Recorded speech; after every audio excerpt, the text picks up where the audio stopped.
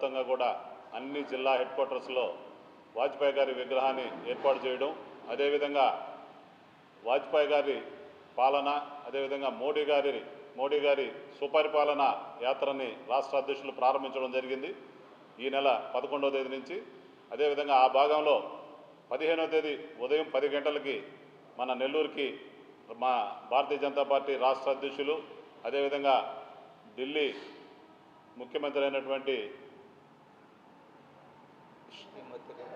రేఖా గుప్తా గారు, అదేవిధంగా రాష్ట్ర మంత్రివర్యులు సత్యకుమార్ గారు, రాష్ట్ర బీజేపీ కేంద్ర మంత్రివర్యులు శ్రీనివాస్ వర్మ గారు, అదేవిధంగా ముఖ్యమైన రాష్ట్ర నాయకులందరూ కూడా నెల్లూరుకు విచ్చేసిన సందర్భంలో ఆ రోజు ఉదయం 10 గంటలకి అయ్యప్పగుడి నుంచి బైక్ ర్యాలీతో అందరం కూడా ఏదైతే ముత్కూరు బస్టాండ్లో ఏర్పాటు చేసినటువంటి వాజ్పేయి విగ్రహం వరకు ర్యాలీగా రావడం జరుగుతుంది.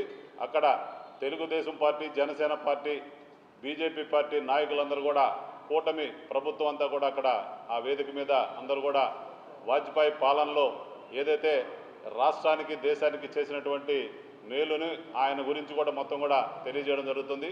ఇది అందరూ కూడా ఉమ్మడి కార్యక్రమంగా తీసుకోవడం జరిగింది. భారతీయ జనతా పార్టీ నాయకులు, అదేవిధంగా జనసేన నాయకులు, అదేవిధంగా టీడీపీ నాయకులు అందరూ కూడా కార్యక్రమంలో పాల్గొంటారు. దాని అందరూ కూడా ప్రతి ఒక్కరు కూడా జయప్రదం చేయవలసిందిగా కోరుకుంటున్నాం.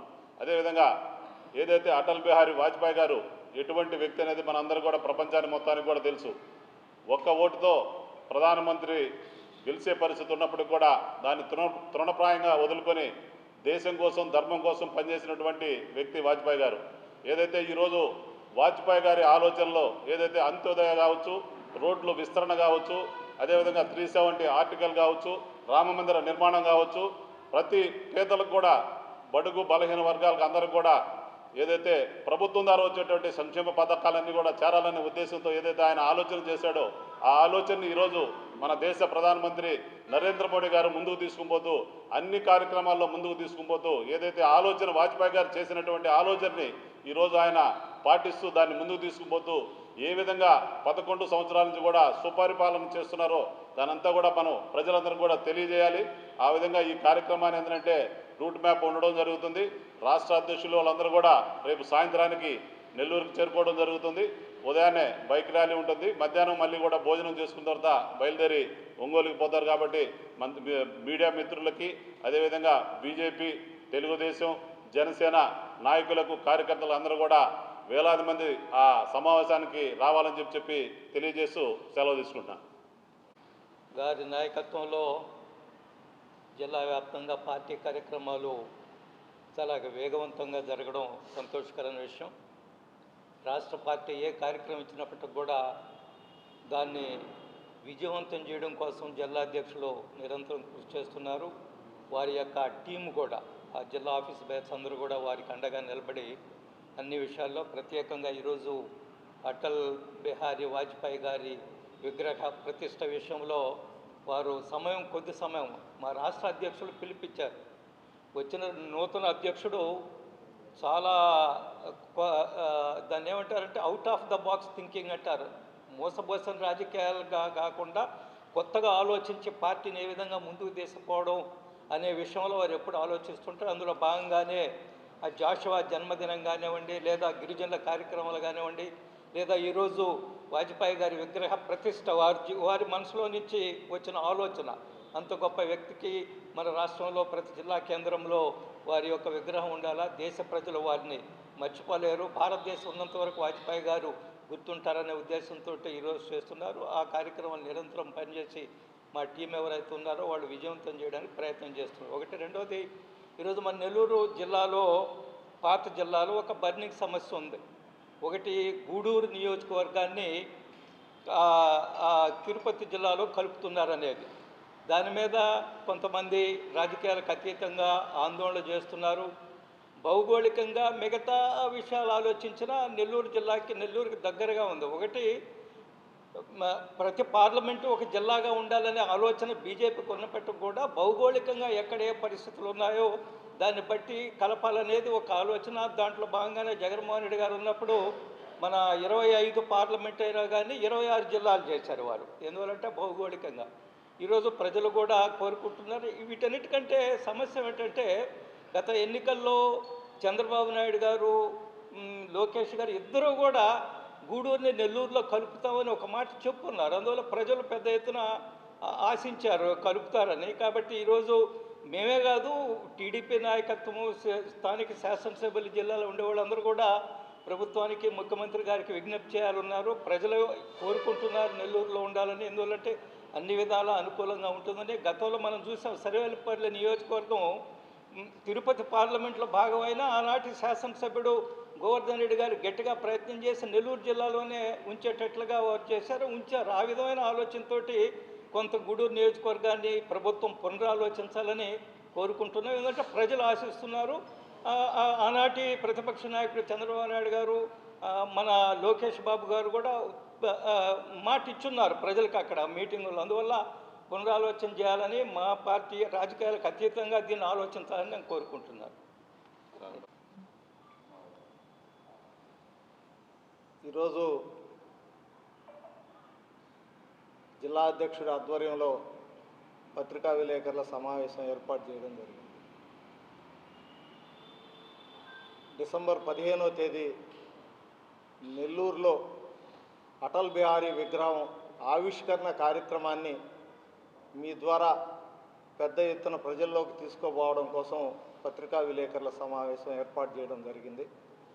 అటల్ బిహారీ వాజ్పేయి గారు 100 సంవత్సరాలు పూర్తవుతున్న సందర్భంగా ఆంధ్రప్రదేశ్ అన్ని జిల్లాల్లో కూడా అటల్జీ విగ్రహాన్ని నెలకొల్పాలా, ఆ మహానుభావుని చేసిన కృషిని ప్రజలందరూ కూడా తెలుసుకోవాలని చెప్పి ఒక పెద్ద కార్యక్రమాన్ని భారతీయ జనతా పార్టీ రాష్ట్ర అధ్యక్షుడు తీసుకోవడం జరిగింది. దానికి అటల్ మోడీ సుపరిపాలనా యాత్ర అని చెప్పి పేరు పెట్టడం జరిగింది. అటల్ మోడీ సుపరిపాలనా యాత్ర బస్సు యాత్ర ఈ నెల 10వ తేదీ ధర్మవరంలో ప్రారంభమై 11వ తేదీ ధర్మవరంలో ప్రారంభమై అనంతపూరు, కర్నూలు, నంద్యాల మీదుగా రేపు తిరుపతి, తరువాత 15వ తేదీ నెల్లూరుకి ఆ బస్సు యాత్ర విచ్చేస్తూ ఉంది. సో ఆ బస్సు యాత్రలో రాష్ట్ర అధ్యక్షుడు శ్రీ పివిఎన్ మాధవ్ గారు, దాంతోపాటుగా ముఖ్య అతిథిగా ఢిల్లీ ముఖ్యమంత్రి రేఖా గుప్తా గారు,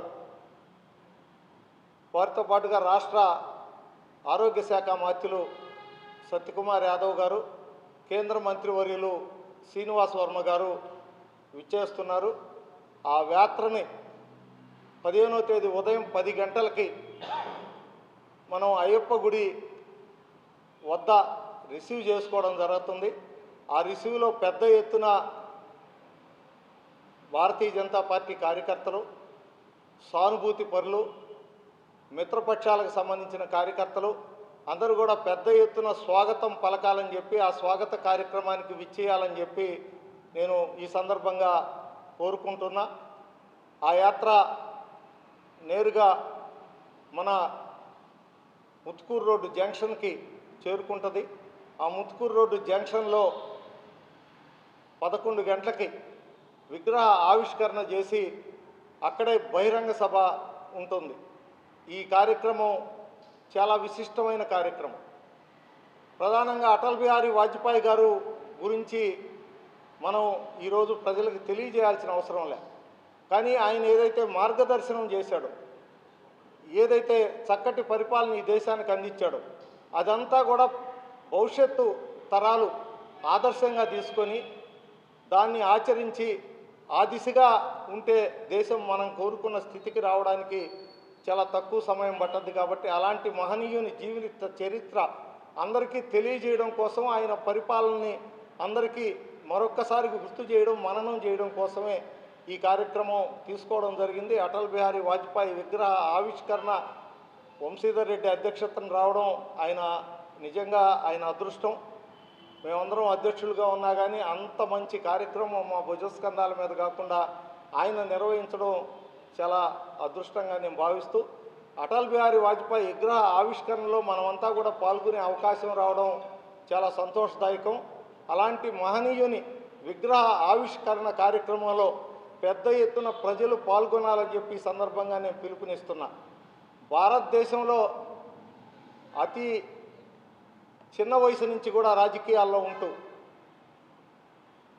పార్లమెంటు సభ్యుడిగా ఈ దేశంలో అధికార పార్టీ ఒక పక్క, ప్రతిపక్ష పార్టీలు ఒక పక్క ఉంటే చక్కటి ప్రతిపక్ష పాత్రను నిర్వహించి ఈ దేశంలో ప్రజాస్వామ్యాన్ని కాపాడి ప్రజాస్వామ్య విలువలకి ఆయనే చిహ్నంగా ఈరోజు అత్యుత్తమ పార్లమెంటేరియనే కాకుండా ప్రతిపక్ష నాయకుడిగా ఈ దేశానికి చక్కటి పరిపాలన అధికార పార్టీ చేస్తున్నటువంటి పనులని ఘాట్లో పెట్టే విధంగా చక్కటి పాత్ర పోషించాడు.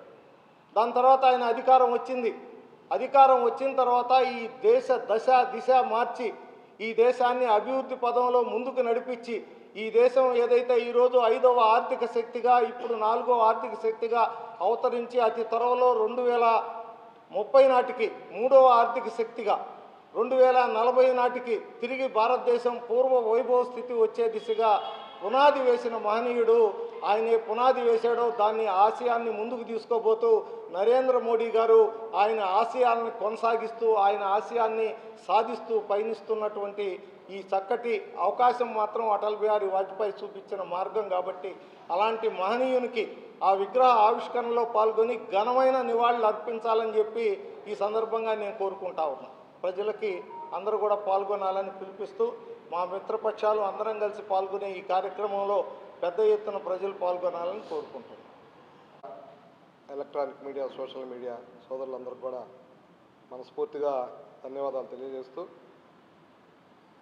ఈరోజు మనం అందరం కూడా గమనిస్తున్నాం, ఏదైతే అటల్ బిహారీ వాజ్పేయి గారి యొక్క ఈ దేశంలో ప్రధానమంత్రిగా పనిచేసినటువంటి పరిస్థితుల్లో ఏ విధంగా ఈ దేశం అభివృద్ధి జరిగింది, అనేక సంక్షేమ పథకాలు ప్రవేశపెట్టినటువంటి మహానుభావుడు, దైవంతో సమానమైనటువంటి అటల్ బిహారీ వాజ్పేయి గారు ఒక బ్రహ్మచారిగా ఈ దేశం కోసం ప్రతి నిమిషం ఆలోచించి ఈ దేశం ముందుకెళ్లాలని ఆలోచించిన వ్యక్తుల్లో ఒకరైనటువంటి అటల్ బిహారీ వాజ్పేయి గారు.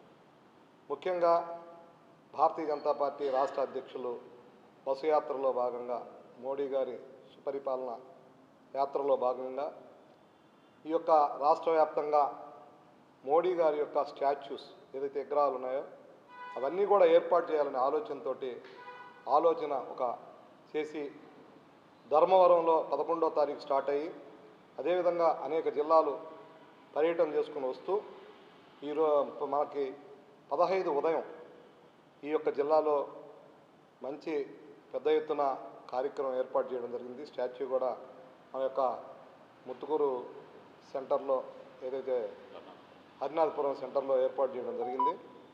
అందువల్ల వేలాదిగా ప్రజలందరూ కూడా, ఆయన అభిమానులందరూ కూడా ఆ యొక్క కార్యక్రమానికి భారతీయ జనతా పార్టీ ఆహ్వానిస్తుంది. ముఖ్యంగా ఇలా అన్ని పార్టీలతో కలిసి పనిచేసినటువంటి అందరి యొక్క మన్నన పొందినటువంటి అటల్ బిహారీ వాజ్పేయి గారు అని చెప్పి మనందరూ కూడా తెలిసినటువంటి పరిస్థితి. కులాలకి మతాలకి అతీతంగా ఆయన కార్యక్రమంలో నెల్లూరు జిల్లా నుంచి అందరూ కూడా పాల్గొనాలని కోరుతూ ఉన్నా. ముఖ్యంగా దీనిలో ఒక భాగం అయితే ఇప్పుడు మా జిల్లా అధ్యక్షులు అదేవిధంగా ఆంజనేయుడు గారు అందరూ కూడా చెప్పారు ఈ విషయాలు. అయితే ఈ మధ్యకాలంలో ఈ యొక్క నెల్లూరు జిల్లాలో రౌడీయిజం ఏ విధంగా ముందుకెళ్తుందో, ఏ విధంగా దుర్మార్గంగా బిహేవ్ చేస్తుందో మనం గమనిస్తే దాన్ని అందరం కూడా తీవ్రంగా ఖండించాలి. అదేవిధంగా మారక ద్రవ్యాలు విపరీతంగా ఉన్నటువంటి పరిస్థితి, దీని మీద మంత్రులను కానీ అదేవిధంగా అధికారులు కానీ కోరుతూ ఉంది భారతీయ జనతా పార్టీ. తప్పనిసరిగా దాని మీద చర్య తీసుకుంటున్నారు, ఇంకా చర్యలు తీసుకోవాలని. అంటే ఈ యొక్క మారక ద్రవ్యాలు కావచ్చు, ఏ అయినా సరే వ్యవస్థకు తెలియకుండా, అధికారులకు తెలియకుండా ఎక్కడ జరగనటువంటి పరిస్థితి. ఎందుకంటే ఇంటెలిజెన్సీ ఉంది మనకి. ఇంటెలిజెన్సీకి తెలియకుండా ఎవరు అమ్ముతున్నారు, ఏం చేస్తున్నారు తెలియకుండా పోయేది లేదు. ఎస్పీ గారు మంచి అధికారి వచ్చారు, ఆ మాట కూడా కొంతమంది అధికారులు వినే పరిస్థితుల్లో లేరనేది ఈ జిల్లాలో ఉన్నటువంటి భావన. అందువల్ల ఏదైతే ఎస్పీ గారికి అధికారులందరూ సహకరించాలి, ప్రజలందరూ కూడా సహకరిస్తారు. ఈ యొక్క బంగాకి నుంచి కావచ్చు, అదేవిధంగా మారక ద్రవ్యాల నుంచి ఈ యొక్క జిల్లాని కాపాడాలి.